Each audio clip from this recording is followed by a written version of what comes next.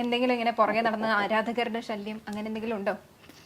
പുറകെ നടന്നിട്ടൊന്നുമില്ല, പക്ഷെ ഒരു അതിപ്പോ പറയാൻ പോലും എനിക്ക് പേടിയാ. അതല്ല, ഒരു ഇൻസിഡന്റ് ഉണ്ട്. എന്താ സംഭവം എന്ന് വെച്ച് കഴിഞ്ഞാൽ,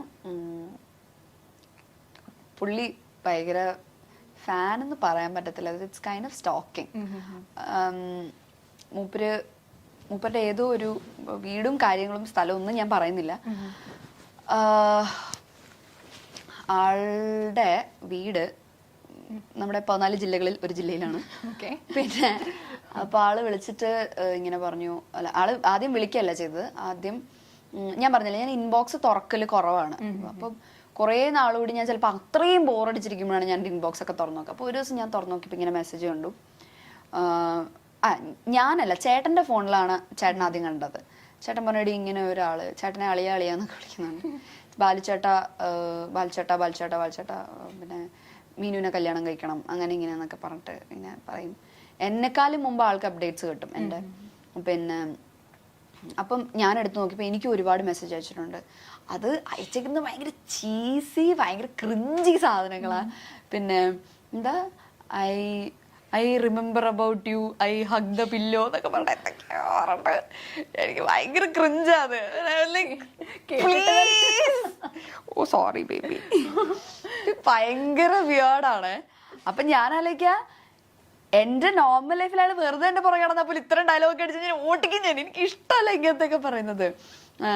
യു ആർ മൈ വൈഫി എന്നൊക്കെ പറഞ്ഞ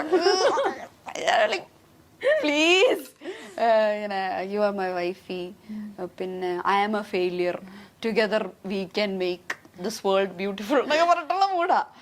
I am a failure, together I am sure എനിക്ക് ജീവിതത്തിൽ സക്സസ് ഉണ്ടാവും. പിന്നെ നമുക്ക് ഞാൻ എത്ര വർഷം വേണമെങ്കിലും കാത്തിരിക്കും. എന്തൊക്കെയോ കുറച്ച് ഈസി ഡയലോഗ്സ് ആണ്. അപ്പം അത് കഴിഞ്ഞപ്പോഴത്തേക്കും സമയം, അതെ അവന് കളിക്കാൻ പറ്റില്ല, അവന് കേൾക്കാൻ പറ്റുന്നില്ല.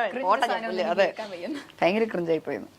അപ്പോൾ അങ്ങനെയൊക്കെ കഴിഞ്ഞപ്പോൾ ചേട്ടൻ ഇങ്ങനെ കണ്ടിന്യൂസ് ആയിട്ട് അയക്കുന്നുണ്ട്. ചേട്ടന് കണ്ടിന്യൂസ് ആയിട്ട് അയക്കുന്നുണ്ട്, ഓരോരുത്തർക്ക് ഇങ്ങനെ ഇതാകുന്നതുകൊണ്ട് അമ്മയുടെ ഫോണിലേക്ക് മെസ്സേജ്. അത് കോമഡി എന്ന് വെച്ച് കഴിഞ്ഞാൽ, എൻ്റെ അമ്മയ്ക്ക് 2 ബ്യൂട്ടി സലൂൺസ് ഉണ്ട്. അപ്പം ഒരെണ്ണം നമ്മുടെ നാട്ടിൽ തന്നെ, ഒരെണ്ണം നമ്മുടെ വീടിൻ്റെ അവിടെ, അതായത് നമ്മുടെ മാരരി ബീച്ച് റിസോർട്ടിൻ്റെ അവിടെ, പിന്നെ ഒരെണ്ണം കണിച്ചുളങ്ങര എന്ന് പറഞ്ഞിട്ട് വേറെ സ്ഥലത്ത്, അതിൻ്റെ അടുത്ത് തന്നെ. അപ്പോൾ ഈ കണിച്ചുളങ്ങര തുടങ്ങിയ പാർലറിൻ്റെ അടുത്ത് ഈ ആളുടെ ഏതോ ഒരു കസിനോ റിലേറ്റീവ് ആരും ഉണ്ട്.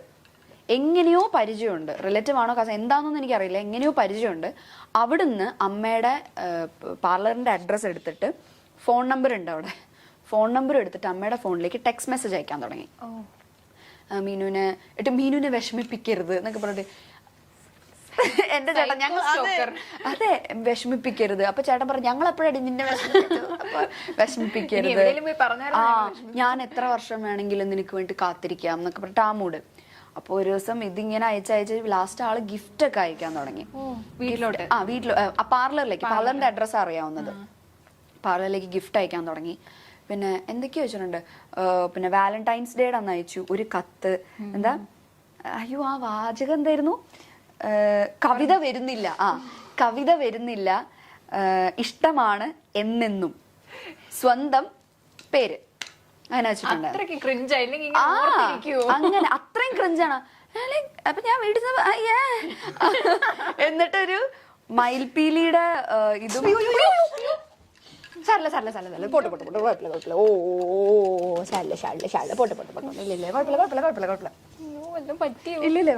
അതെ ചാടിയതാ, സാരില്ല പോട്ടെ.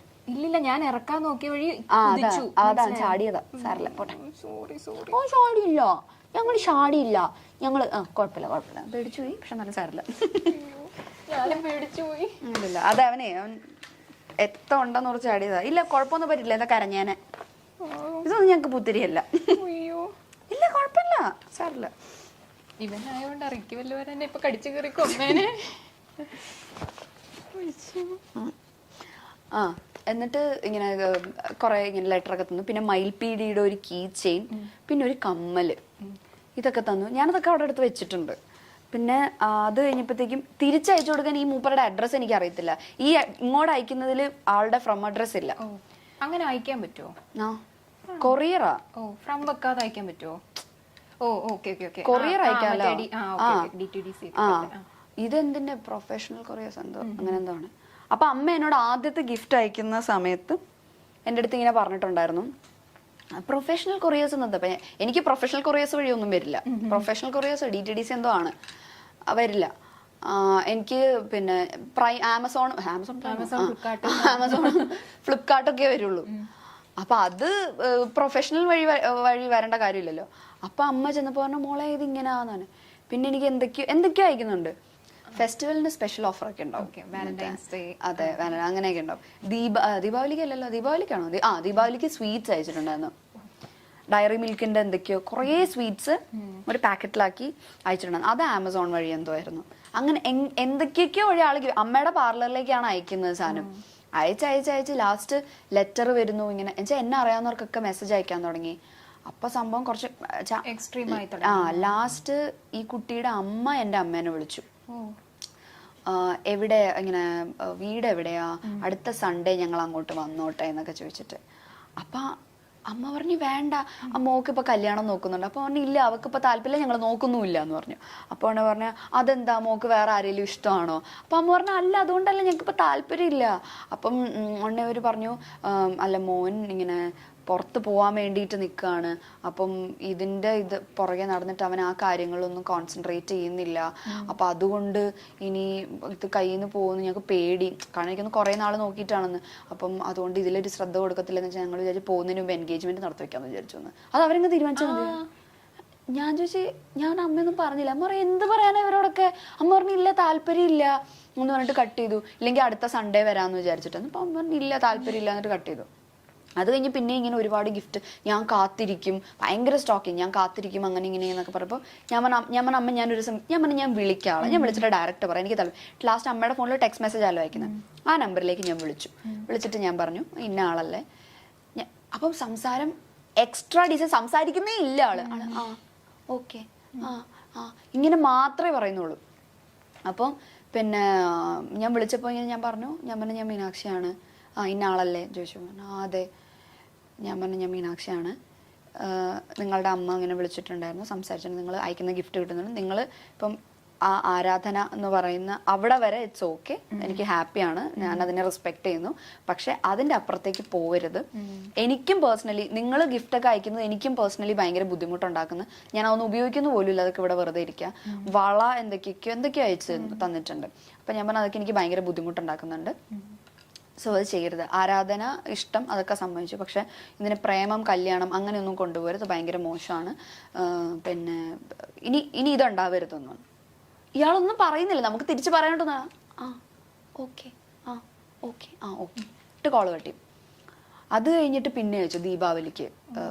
അത് ഇതിന് മുമ്പ് അയച്ചു, ദീപാവലിക്ക് സ്വീറ്റ്സ് അങ്ങനെ ദീപാവലിക്ക് എന്തൊക്കെയാ ഇങ്ങനെ അയച്ചു. അപ്പം അച്ഛൻ എന്നിട്ട് ഒരു ദിവസം ഞങ്ങളുടെ അമ്പലത്തിൽ ഉത്സവം നടന്ന സമയത്ത് ആള് അമ്പലം വരെ എത്തി. കാരണം ഞാൻ എപ്പോഴും ചാനലിൽ കൂടെ പറയല്ലോ മാരരിക്കുളത്താണ് വീട്. അപ്പൊ മാരരിക്കുളത്ത് അമ്പലത്തിന്റെ അവിടെ നിന്നിട്ട് അമ്മേനെ വിളിച്ചു. അമ്മ വിളിച്ചിട്ട് ചോദിച്ചു ആന്റി എവിടെയാ, എനിക്കൊന്ന് കാണാൻ പറ്റുമോ എന്ന് ചോദിച്ചിട്ട്. അമ്മ പറഞ്ഞു എനിക്കൊന്ന് എന്താ പ്രശ്നം, എനിക്കൊരു കാര്യം പറയാം. അപ്പൊ അമ്മ ഫോണിൽ കൂടെ പറയാനുള്ളത് പറഞ്ഞാൽ മതി, നേരിട്ട് കണ്ട. ആന്റിയുടെ പാർലർ എവിടാ, ഞാൻ അങ്ങോട്ട് വരാം. അപ്പൊ എന്റെ വീട് അമ്പലത്തിന്റെ അടുത്ത് തന്നെ. അപ്പൊ ഞാൻ ഓർത്തിന് ചോദിച്ചു പറഞ്ഞെങ്ങാനും അങ്ങോട്ട് വരും. എനിക്ക് പേടിയായി. ആ പ്രദേശത്ത് ഇപ്പൊ അച്ഛനാണെങ്കിലും അല്ല എന്നെ മാത്രല്ല, അച്ഛൻ ബാങ്ക് ഉദ്യോഗസ്ഥനായിരുന്നു. അപ്പൊ അച്ഛന് ഇപ്പം മറ്റേ ഈ ലോണിന്റെ കാര്യത്തിലാണെങ്കിൽ അച്ഛൻ എല്ലാവരോടും സംസാരിക്കും, ഭയങ്കര സോഷ്യൽ അച്ഛൻ. അച്ഛൻ എപ്പോഴും അമ്പലത്തിൽ പോകുന്ന ആളാണ്. അപ്പൊ അവിടെ അങ്ങനെ ആരോടെങ്കിലും ചോദിച്ചാൽ നമ്മുടെ വീട് പറയും. അപ്പൊ എനിക്ക് ഭയങ്കര ടെൻഷനായി, വീട്ടിലേക്കെങ്ങാനും കയറി വരുമോ. അപ്പൊ അമ്മ പറഞ്ഞു പിന്നെ ഇല്ല, നേരിട്ട് കാണും, ഞാൻ ആന്റിയുടെ പാർലറിലേക്ക് വരാം. അമ്മ പറഞ്ഞു ഇല്ല, പാർലറിലേക്കൊന്നും വരണ്ട, അല്ലാതെ പറയാനുള്ളത് പറഞ്ഞാൽ മതി എന്ന് പറഞ്ഞു. എന്നിട്ട് ഇവര് പറഞ്ഞില്ല എനിക്ക് നേരിട്ട് പറയണം. പറഞ്ഞു ഇല്ല, തിരിച്ചു പോകണം, ഞങ്ങൾക്ക് സംസാരിക്കാൻ താല്പര്യമില്ല എന്നൊക്കെ പറഞ്ഞിട്ട് തിരിച്ചു പോയി. എന്നിട്ട് വീട്ടിന്റെ ഫ്രണ്ടിൽ തൊഴിലുറപ്പ് ചേച്ചിമാരൊക്കെ ഉണ്ട്. എന്നിട്ട് അച്ഛൻ ചെന്ന് അവരുടെ അടുത്ത് പറഞ്ഞു ആര് വന്നാലും മീനും ഇല്ലെന്ന് പറഞ്ഞേ. ബോഡി ഗാർഡ്സിനെ നിർത്തുന്ന പോലെ തൊഴിലുറപ്പിന്റെ ചേച്ചിമാരൊക്കെ അച്ഛൻ ചെന്നിട്ട് ചേച്ചിമാരോട് പറഞ്ഞു ആര് ചോദിച്ചാലും മീനും ഇവിടെ ഇല്ലെന്ന് പറഞ്ഞാൽ മതി. ഇത് അച്ഛൻ പേടിയായി. ലാസ്റ്റിന് വീട്ടിലേക്ക് അങ്ങനെ ചോദിച്ചു പിടിച്ച് വരുമോ എന്ന് ആലോചിച്ചിട്ടേ അങ്ങനെ വന്നില്ല. പക്ഷെ പിന്നെ അത് ഇല്ല പിന്നെ ഉണ്ടായിട്ടില്ല. ഞാൻ പറഞ്ഞു വിളിച്ച്. അപ്പം എനിക്ക് തോന്നുന്നു ഇത് കഴിഞ്ഞ് ഒരു തവണ കൂടെ മൂപ്പരുടെ അമ്മ വിളിക്കും, എന്ത് അമ്മയെ വിളിച്ച് സംസാരിക്കും, അങ്ങനെ എന്തോ ഉണ്ടായി. പിന്നെ ഉണ്ടായിട്ടില്ല. കാരണം അത് കുറച്ച് എക്സ്ട്രീം ആയി. കല്യാണം ആലോചിക്കുന്നു, പിന്നെ കല്യാണം കഴിക്കണം എന്ന് പറയുന്നു, പിന്നെ ചേട്ടനെ വിളിക്കുന്നു, 50 വർഷവും കാത്തിരിക്കുന്നു. കാത്തിരുന്നോട്ടെ, ഞാൻ എന്ത് ചെയ്യാനല്ല ഇപ്പൊ. അതെ, ആരും പറഞ്ഞിട്ടില്ല. കാത്തിരുന്നു ഇപ്പൊ എന്ന് പറയാനല്ലാണ്ട് എന്ത് ചെയ്യാനല്ലേ. അതെ, സൗന്ദര്യം ഒരു ശാപം. അതെ അതെ, ഭയങ്കര അല്ലാത്ത ശാപം അത്. ഇവിടെ ഒരു കണ്ണാടി ഉണ്ട്, കണ്ടിട്ടാ അത് പറഞ്ഞങ്ങോട്ട് തിരിഞ്ഞു കണ്ടപ്പോ തന്നെ ശാപം കിട്ടിയോ. ചെറുതും വലുതുമായ നിരവധി കഥാപാത്രങ്ങളിലൂടെ മലയാള സിനിമയിൽ നിറഞ്ഞു നിൽക്കുന്ന താരമാണ് മീനാക്ഷി രവീന്ദ്രൻ. അഭിപ്രായ പ്രകടനങ്ങൾ കൊണ്ടും മീനാക്ഷി ഇടയ്ക്കിടെ ആരാധകരെ ഞെട്ടിക്കാറുണ്ട്. പ്രേമലു എന്ന ചിത്രമാണ് മീനാക്ഷിയുടേതായി ഒടുവിൽ പുറത്തിറങ്ങിയിരിക്കുന്ന സിനിമ. ഇതിനിടയിൽ നിരവധി അഭിമുഖങ്ങളും മീനാക്ഷി നൽകിയിട്ടുണ്ട്.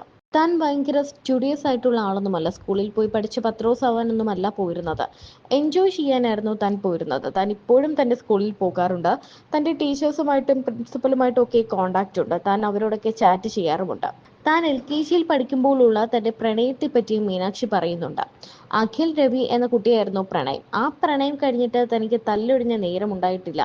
അതുകൊണ്ട് പിന്നെ പ്രണയിക്കാൻ പറ്റിയില്ല. അഖിൽ രവിയോടുണ്ടായിരുന്നത് പ്രണയം എന്നൊന്നും പറയാൻ പറ്റില്ല. തനിക്കെന്ന് സുരേഷ് ഗോപി സാറിനോടുണ്ടായിരുന്നതായിരുന്നു ശരിക്കും പ്രണയം. അത് അങ്ങേരോട് പറയാൻ പറ്റിയില്ല എന്നും തമാശ രൂപേണ മീനാക്ഷി പറയുന്നുണ്ട്. ഡെയിൻ ഡേവിസും മീനാക്ഷിയുമാണ് നമുക്ക് മുന്നിലെ ഓൺ സ്ക്രീൻ കപ്പിൾസ് എന്ന് വേണമെങ്കിൽ പറയാം. കാരണം ഉടൻ പണം എന്ന പരിപാടിയിൽ ഇരുവരുടെയും കോംബോ എല്ലാവരും ഒരുപാട് എൻജോയ് ചെയ്തിട്ടുണ്ട്. എല്ലാവരും മിനി സ്ക്രീൻ പ്രേക്ഷകർ ഏറ്റെടുത്ത ഒരു കോംബോ തന്നെയായിരുന്നു ഡെയിൻ ഡേവിസിൻ്റെതും മീനാക്ഷിയുടേതും. ഇപ്പോൾ തങ്ങൾ തമ്മിലുള്ള അടുപ്പത്തെക്കുറിച്ച് തുറന്നു പറയുകയാണ് മീനാക്ഷി.